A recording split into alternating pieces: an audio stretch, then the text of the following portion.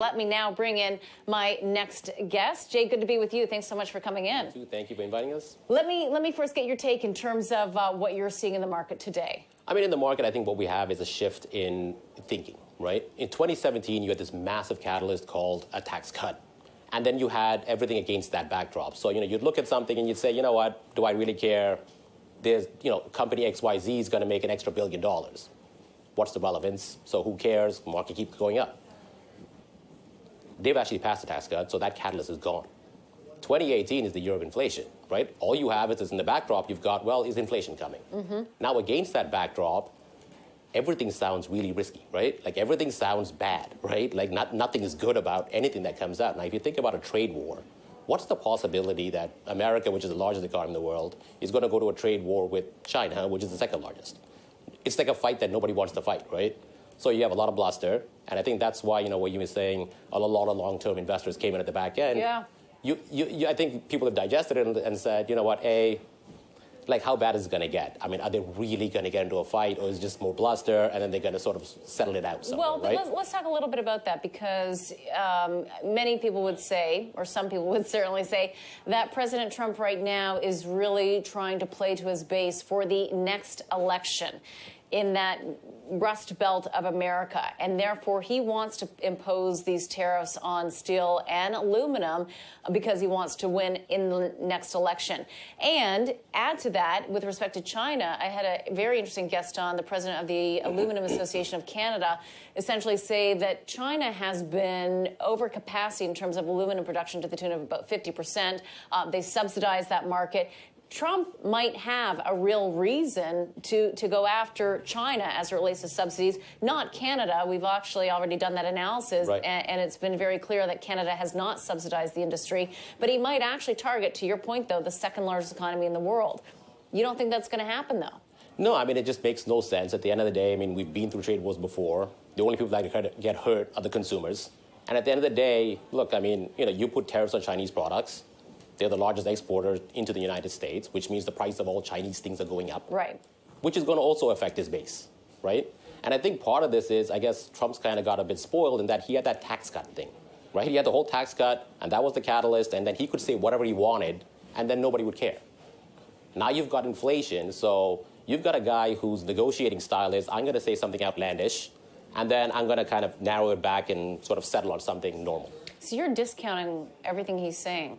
Yeah, pretty much. I mean, at the end of the day, I mean, I think after a year, I mean, what has he done? Has he gone to nuclear war? No. Has he done anything completely insane? Not really, right? He's been generally good for the markets, right? Okay. So what does this mean then for you in terms of how you want to invest right now? Yeah, I think, I mean, the whole buy and hold era is coming to an end. We're in a late stage cycle, right?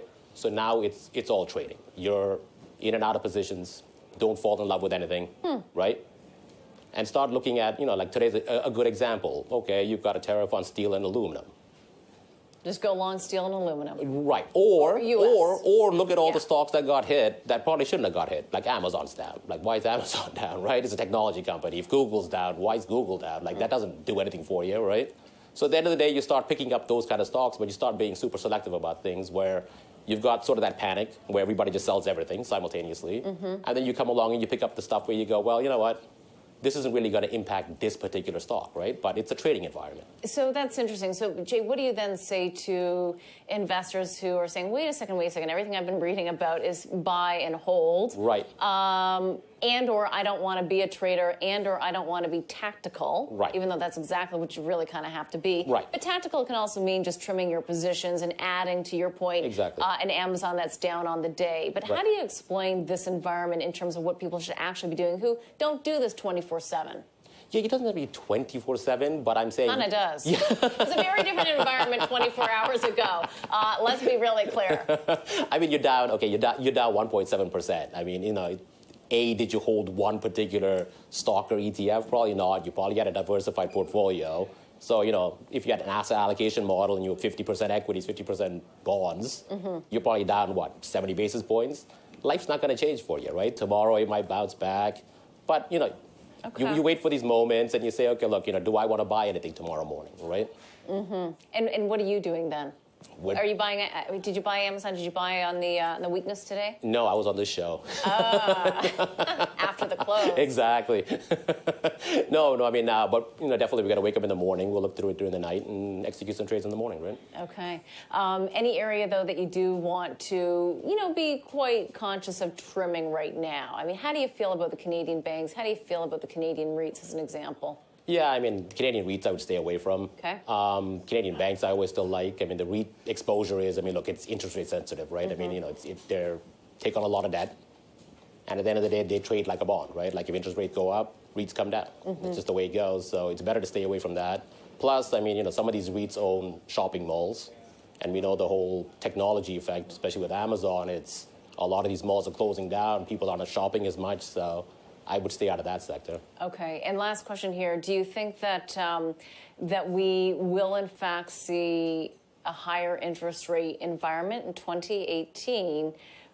Or will we see the U.S. Fed and perhaps the BOC as well hold off because of the volatility? No, I think, my personal opinion is I think they're a bit behind the curve. Okay. I think they're going to probably, I think everybody's expecting 4 interest rate hikes at 25 basis points. I think it's going to be a lot higher than that, and I think that's going to be a surprise for 2018. Okay. Jay, thanks so much for joining us. No Appreciate problem. it. Thank you. That's Jay Bala, Senior Portfolio Manager at AIP Asset Management.